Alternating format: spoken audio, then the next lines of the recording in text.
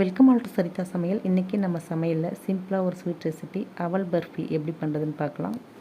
ஒரு கடாய் சூடு பண்ணி 1.5 கப் அவல் சேர்த்து லைட்டாக சூடானதுக்கப்புறம் வேறு பிளேட்டுக்கு மாற்றிக்கலாம். அடுத்து 3/4 கப் வேர்க்கடலை சேர்த்து செவந்து வர அளவுக்கு வறுத்து விட்டு இதையும் தோல் நீக்கி ரெடி பண்ணிக்கலாம்.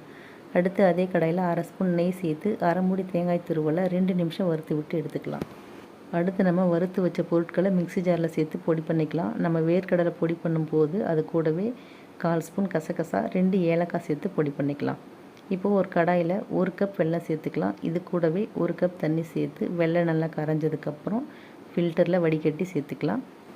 இந்த வெள்ளை தண்ணி கூடவே ஒரு பிஞ்சளவு உப்பு சேர்த்துக்கலாம். வெள்ளை தண்ணி நல்லா கொதித்ததுக்கப்புறம் இதில் நம்ம பொடி பண்ணி வச்ச அவல், வேர்க்கடலை, தேங்காயெல்லாம் சேர்த்து கட்டி இல்லாமல் நல்லா கலந்து விட்டுக்கலாம்.